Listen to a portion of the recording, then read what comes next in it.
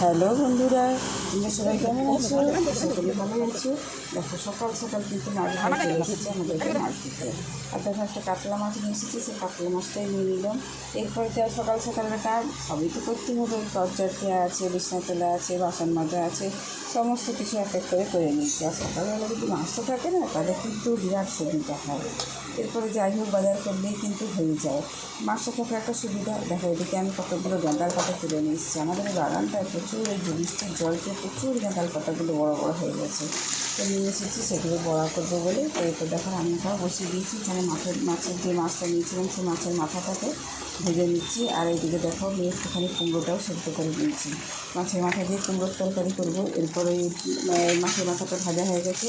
এরপরে আদা পেঁয়াজ রসুন বাটা দিয়ে দিলাম। এরপরে এক এক করে যে গুঁড়ো মশলা, প্রত্যেক দিনকার যেসব গুঁড়ো মশলাগুলো আছে, আদা, ধনে, জিরে, লঙ্কা গুঁড়ো যেহেতু খাই না, হলুদ, নুন সমস্ত কিছু দিয়ে ভালো করে কষিয়ে নিয়ে দিয়ে দিলাম কুমড়োটাকে। নামানোর আগে দিয়ে দিচ্ছি অল্প একটুখানি চিনি, বেশি দিচ্ছি না, অল্প একটুখানি দিয়ে দিলেই হবে। তো এরপরে দেখো সমস্ত কিছু খুব ভালো করে একসঙ্গে মিশিয়ে নিতে হবে। যখন সমস্ত কিছু সব একসঙ্গে ভালো করে মেশানো হয়ে যাবে, তারপরে কিন্তু তরকারিটা আমাদের কমপ্লিট হয়ে যাবে। এরপর দেখো সমস্ত কিছু একসঙ্গে মিশিয়ে নিয়েছি। এরপর তরকারিটাকেও আমি ঢেলে নেবো। কুমড়োর তরকারিটা আমাদের হয়ে গেল মাছের মাথা দিয়ে। আর এরকম কুমড়োর তরকারি কিন্তু মাছের মাথা দিয়ে বা চিংড়ি মাছ দিয়ে খেতে কিন্তু খুবই ভালো লাগে। এরপর যে মাছটা কেটে নিয়েছিলাম, মাছের থেকে তো সবটা দিয়ে চলবে না, 2 পিস দিলেই আমাদের হয়ে যাবে। তো 2 পিস মাছটাকে দেখো ভালো করে বানিয়ে নিচ্ছি।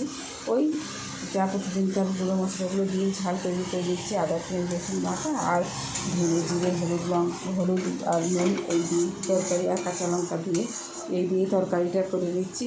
এই 2 পিস মাছের তরকারিটাও আমাদের হয়ে গেল। এরপর দেখি যে গাঁদাল পাতাগুলো বেটে নিয়েছিলাম, এরপর বড়া বসিয়ে দিয়েছি।